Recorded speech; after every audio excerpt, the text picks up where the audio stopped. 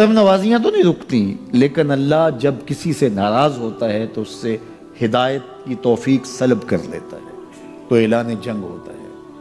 تو پھر وہ ٹکرے بھی مار رہا ہو تو اس کی رسم کی نماز ہوتی ہے، اس کا ماتھا جھک رہا ہوتا ہے، دل نہیں جھک رہا ہوتا، کیونکہ ہدایت سلب کر لی گئی۔ جب اندر سے روح ہی نکال لی جائے تو باقی بچتا کیا ہے؟ یہ بات ذہن میں رکھیے گا کہ اللہ تعالیٰ جل شانہ نے ہمیں جن کاموں سے روکا ہے، جن کاموں سے منع کیا ہے، ان کاموں کے کرنے میں ہمیں کبھی بھی بھلائی اور خیر نہیں مل سکتی۔ یہ ہم جب اچھی طرح سے ذہن نشین کر لیں، اگر اللہ پر ہمارا یقین اور یقیناً اس پر ہمارا ایمان ہے، تو پھر وہ امر جو اللہ کی طرف سے جن سے روک دیا گیا تو ہم کبھی بھی ان کے قریب تک نہ جائیں، اور جن کاموں کے کرنے کا اسے حکم دیا گیا اس کی حکمتیں نہ بھی ہمیں معلوم ہوں۔ آج جدید سائنس تحقیقات کرتی ہے تو ہمارے سامنے آتا ہے کہ وضو کے کیا فوائد ہیں۔ آج ہمیں لوگ بتاتے ہیں کہ جناب آپ امامہ باندھیں گے تو سن سٹروک سے بچ جائیں گے۔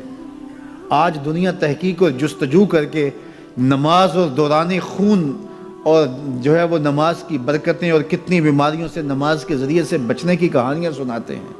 اچھی بات ہے، نماز سے صحت پہ اثر پڑتا ہے، یہ اچھی بات ہے کہ وضو سے بہت ساری بیماریوں سے نجات ملتی ہے، یہ اچھی بات ہے کہ سر پہ امامہ باندھ لیں تو سن سٹروک سے بچ جاتے ہیں، یہ اچھی بات ہے کہ آپ روزہ رکھتے ہیں تو کینسر جیسے امراض سے آپ کا بچاؤ ہوتا ہے، یہ اچھی بات ہے کہ فلاں عمل کرتے ہیں تو فلاں ہوتا ہے، لیکن صاحب ہم سن سٹروک سے بچنے کے لیے امامہ نہیں باندھتے، ہم محمد عربی کی ادا کے لیے باندھتے ہیں۔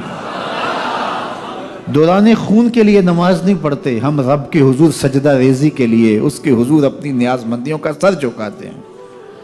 تو حکمتیں بھی ہیں، وہ برکتیں ذیل میں آتی ہیں۔ تو یہ بات ذہن میں رکھیے گا کہ حکمتیں معلوم نہ بھی ہوں تو ہم عمل کرتے ہیں۔ یہی تو ہے کہ یؤمنون بالغیب۔ بندہ سمجھتا ہے میں سودی کاروبار کر رہا ہوں، لیکن اس کے باوجود بھی میرا کاروبار تو چل رہا ہے، میں سودی کاروبار کر رہا ہوں، لوگ تو میری عزت کر رہے ہیں، مسجد کی کمیٹی کا میں صدر بھی ہوں، میں معززین شہر میں شامل بھی ہوں، لوگ مجھے جلسوں میں مہمان خصوصی بھی بلاتے ہیں، میں MP بھی منتخب ہو گیا ہوں، مجھے وزارت کا قلمدان بھی سونپ دیا گیا ہے۔ وہ میاں اللہ کی نظر میں ان چیزوں کی اہمیت ہی نہیں ہے، یہ چیزیں ہوتی کیا ہیں؟ وہ یہ نہیں چھینتا، وہ ہدایت چھینتا ہے، وہ روٹی نہیں چھینتا، وہ تو نمرود کو بھی روٹی دیتا تھا۔ اس نے کبھی سورج کو منع نہیں کیا کہ اس کے گھر میں روشنی نہ کر، یہ حامان کا گھر ہے، یہ قارون کا گھر ہے، یہ میرے دشمنوں کا گھر ہے، اس کے گھر میں روشنی نہیں ہونی چاہیے۔ چاند کو کہتا ہے اپنی کرنیں بکھیر، سورج کو کہتا ہے اپنی روشنی بکھیر۔ جس طرح باجزید کے گھر میں روشنی ہوتی ہے، اس مکار کے گھر میں بھی ایسی روشنی ہوتی ہے، فرق نہیں پڑتا۔ تو وہ لاکھوں لوگ حضور کی چوکھٹ پہ، لیکن ہر بندہ یہ محسوس کرتا ہے اس طرح ساری رحمتیں میرے پہ اتر رہی ہیں، میرے پہ برس رہی ہیں۔ وہ کیا کسی نے کہا تھا اور قلم توڑ دیا، اس نے کہا کہ یہ کتنی عجیب بات ہے کہ اتنے بڑے ہجوم میں، ذرا شعر کا حسن دیکھیے، یہ کتنی عجیب بات ہے کہ اتنے بڑے ہجوم میں وہ دیر تک سنتے رہے بس میری ہی داستان۔ ہر بندے کو یہی محسوس ہوتا ہے، یہ کتنی عجیب بات ہے کہ اتنے بڑے ہجوم میں وہ دیر تک سنتے رہے میری ہی داستان۔ تو ہر بندے کو یہی لگتا ہے کہ میری ہی وہ سن رہے ہیں۔ اور زہری صاحب کا انداز بڑا سادہ ہے، پنجابی لہجہ ہے کہ آقا دے دوارے تے غلامہ دیاں ٹولیاں، ایک پیا سن دائے لکھاں دیاں بولی، ایک پیا سن دائے، کوئی اردو میں بول رہا ہے، کوئی پشتو میں بول رہا ہے، کوئی پنجابی میں بول رہا ہے، کوئی عربی میں بول رہا ہے۔ اور اقبال کہتا ہے شش جہت روشن ز تاب روئے تو، ترکو تاجی کو عرب ہندوئے تو۔ حضور یہ ترک بھی آپ کے غلام، یہ تاجک بھی آپ کے غلام، یہ عرب بھی آپ کے غلام، یہ سارے نوکر آپ کے۔ گرد تو گردد حریم کائنات، از تو خواہم یک نگاہ التفات۔ مجھے اپنے والد گرامی یاد آ گئے، وہ روزانہ یہ شعر پڑھا کرتے تھے، اور پڑھتے ہوئے ان کی جو کیفیت ہوتی تھی ہمیں ترس آتا تھا ان کے اوپر۔ ہم بالکل جب چھوٹے تو ہم خود رونے لگ جاتے تھے ان کو دیکھ کے۔ تو وہ روزانہ پڑھتے تھے ز مہجوری برآمد جان عالم، ز مہجوری برآمد جان عالم، تراہم یا رسول اللہ تراہم، اے محبوب دو عالم، تمام جہان کی جان آپ کے فراق میں نکل رہی ہے، تراہم یا رسول اللہ تراہم، تراہم یا نبی اللہ تراہم، حضور رحم کیجئے، نہ آخر رحمت للعالمین، ز محرومہ چرا فارغ نشینی، حضور آپ رحمت للعالمین نہیں ہیں؟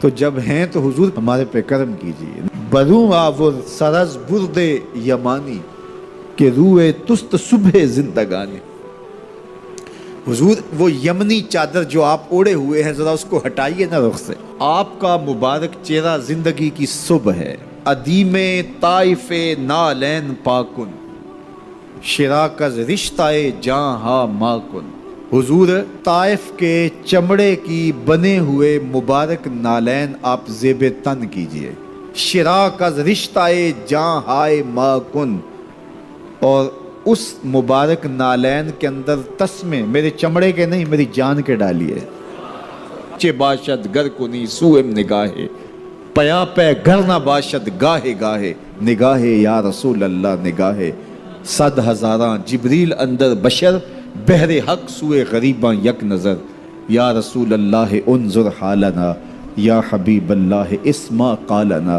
اننی فی بحر غم من مغرقن، خذ یدی ساحل لنا اشکا لنا، یا صاحب الجمال و یا سید البشر، من وجہک المنیر لقد نور القمر، لا یمکن الثناء کما کان حقہ، بعد از خدا بزرگ توئی قصہ مختصر۔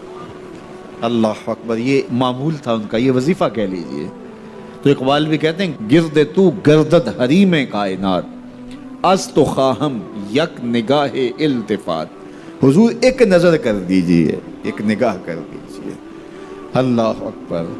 تو اللہ ہمیں حضور کی نگاہیں نصیب فرمائے، اللہ اجڑے باطن سوار دے اور من میں چراغاں کر دے۔ حضور کی محبت کے بغیر زندگی زندگی ہی نہیں ہے، زندگی کے پلے ہی کچھ نہیں اگر حضور کا پیار نہیں ہے، حضور کا ادب نہیں ہے، تو سارا دین ان کی محبت کا نام ہے۔ لا دین لمن لا محبت لہ، اس شخص کا دین ہی نہیں ہے جس کے پاس حضور کی محبت کا جوہر نہیں۔